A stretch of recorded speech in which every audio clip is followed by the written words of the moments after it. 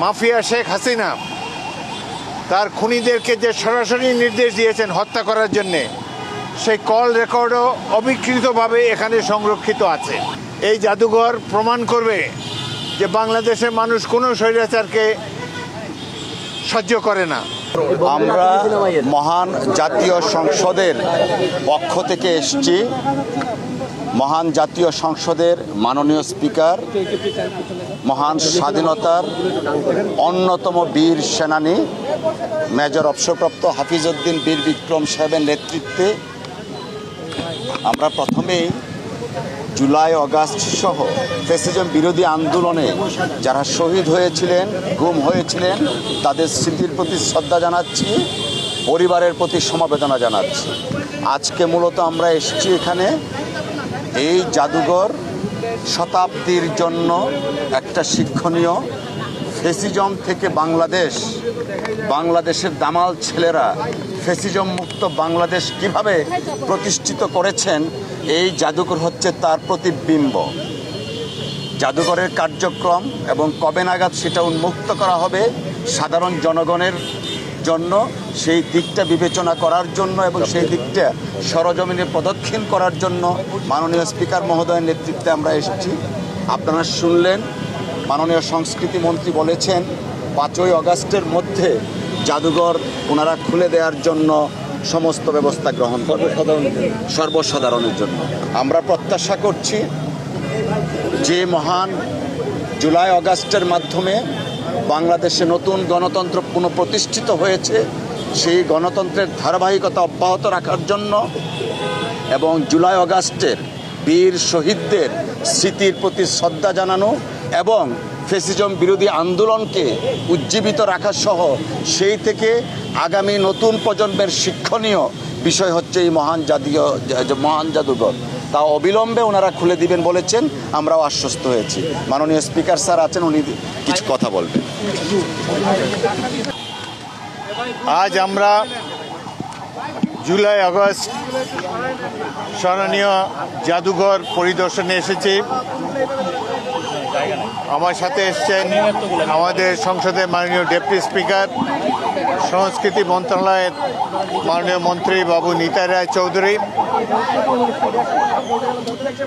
আমরা এই জাদুঘরটি দেখে অত্যন্ত অভিভূত হয়েছি। এখানে বিধৃত হয়েছে বাঙালির দীর্ঘদিনের সংগ্রামের মহৎ ইতিহাস, স্বাধীনতা যুদ্ধ, 71, বিভিন্ন সময়ে স্বৈরাচারের বিরুদ্ধে গণ আন্দোলন এবং সর্বশেষে জুলাই আগস্টের মহান গণ অভ্যুত্থানের চিত্র অত্যন্ত চমৎকারভাবে এখানে ধারণ করা হয়েছে। প্রথমে আমি বিগত সরকারের সংস্কৃতি মন্ত্রণালয় এবং বাবু নিতাই রায় চৌধুরীর অধীনস্থ বর্তমান বিএনপি সরকারের যে সংস্কৃতি মন্ত্রণালয়, তাদেরকে আন্তরিক ধন্যবাদ জানাচ্ছি। তারা অক্লান্ত পরিশ্রম করেছেন বাংলাদেশের সঠিক ইতিহাসকে জনসমক্ষে তুলে ধরার জন্যে। এটি দেখলে অশ্রু সম্বরণ করা অত্যন্ত কঠিন। যেভাবে এদেশের তরুণ, কিশোর, শিশুরা জীবন দিয়েছে গণতন্ত্র প্রতিষ্ঠার জন্যে, এটি শুধু বাংলাদেশের জন্য নয়, সারা বিশ্বের জন্য একটি উদাহরণ হয়ে থাকবে। এই জাদুঘর এবং জুলাই আগস্টের যে মহান গণ অভ্যুত্থান, এটি বাংলাদেশের মানুষকে যুগ যুগ ধরে অনুপ্রাণিত করবে। এখানে শহীদদের লেখা কয়েকটি চিঠি আছে। যাদের বুক পকেটে এই চিঠি ছিল, তারা তার বাবা মার উদ্দেশ্যে চিঠি লিখে গিয়েছেন যে আমরা স্বৈরাচার বিরোধী আন্দোলনে গণতন্ত্র প্রতিষ্ঠার জন্যে শহীদ হবার জন্যই রাজপথে এসেছি। তারা জানতো যে তারা মৃত্যুবরণ করতে পারে। হেসে হেসে তারা মৃত্যুর মোকাবেলা করেছে, জীবন দিয়েছে, তাদের বর্তমানকে উৎসর্গ করেছে জাতির ভবিষ্যতের জন্যে। তাদের ব্যবহৃত জিনিসপত্র, তাদের লেখা চিঠিসমূহ এবং তৎকালীন রেয়ার যে ছবিগুলো, ফটোগ্রাফগুলো, সেগুলো এখানে সন্নিবেশিত রয়েছে। তাদের শহীদদের ব্যবহার্য জিনিসপত্র রয়েছে, তাদের বাবা মার প্রতিকৃতি রয়েছে। শহীদ মিনারে যে বিশাল গণসমাবেশ হয়েছে এবং এই গণভবন উপলক্ষে ছুটে আসা লক্ষ কোটি মানুষের যে রাজপথের চিত্র, সেটিও অত্যন্ত মুন্সিয়ানার সাথে ধারণ করা হয়েছে। এর উদ্যোক্তাদেরকে আমরা আন্তরিক ধন্যবাদ জানাই। তারা এবং বিভিন্ন মাফিয়া শেখ হাসিনা তার খুনিদেরকে যে সরাসরি নির্দেশ দিয়েছেন হত্যা করার জন্যে, সেই কল রেকর্ডও অবিকৃতভাবে এখানে সংরক্ষিত আছে। বাংলাদেশের মানুষ এইসব দেখে চমৎকৃত হবেন, দুঃখবোধে আক্রান্ত হবেন, আবার সাথে সাথে অনুপ্রাণিত হবেন ভবিষ্যতের লড়াইয়ের জন্যে। এই জাদুঘর প্রমাণ করবে যে বাংলাদেশের মানুষ কোনো স্বৈরাচারকে সহ্য করে না এবং বাংলাদেশের মানুষ গণতন্ত্রের জন্য হাসি মুখে জীবন দিতে পারে। সেই উদাহরণে এখানে জাদুঘরের প্রত্যেকটি কক্ষে এই দেশের জনসাধারণ দেখতে পাবেন। এখনও কিছু কাজ বাকি রয়েছে, যেটা সংস্কৃতি মন্ত্রণালয় নিতাই রায় চৌধুরীর নেতৃত্বে অক্লান্ত পরিশ্রম করে যাচ্ছেন, যাতে করে এই দেশের মানুষ সেই ইতিহাসের একটি বাস্তব চিত্র তারা দেখতে পায়। এই জাদুঘরে যে প্রবেশ করবে তিনি অন্য ধরনের একজন অনুপ্রাণিত মানুষ হিসেবে বের হয়ে আসবেন।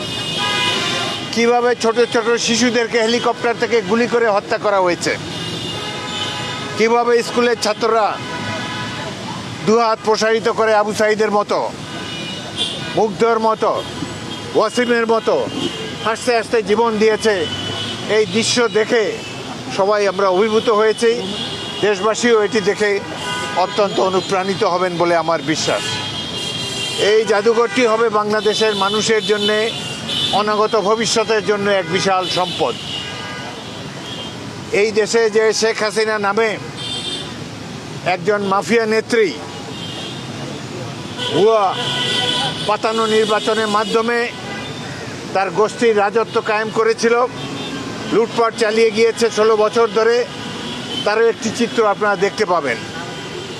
কিভাবে আপনারা দেখে অবাক হবেন, যাদেরকে তিনি হত্যা করেছেন সেই সব শহীদদের পিতামাতাকে তিনি সান্ত্বনা দিচ্ছেন যে তিনি খুঁজে বের করে তাদেরকে পরিবারের কাছে ফিরিয়ে দেবেন সেই শহীদকে, অথচ তিনি ভালোভাবেই জানেন যে তাদেরকে 2-4 দিন আগেই হত্যা করা হয়েছে।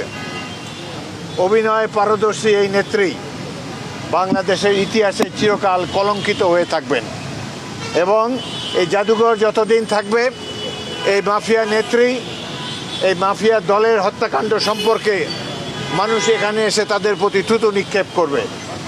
আমরা আশা করব বাংলাদেশের মানুষ সকল পর্যায়ের মানুষ এই জাদুঘর থেকে ভবিষ্যতের জন্য অনুপ্রেরণা লাভ করবেন। গণতন্ত্রকে বাংলাদেশের মাটিতে চিরস্থায়ীভাবে বজায় রাখার জন্যে প্রতিটি নাগরিকের একটি কর্তব্য রয়েছে। সেই কর্তব্য পালনে আমরা সবাই যেন আগামী দিনে এগিয়ে আসতে পারি, এই কামনা করে বিদায় নিচ্ছি। সবাইকে ধন্যবাদ।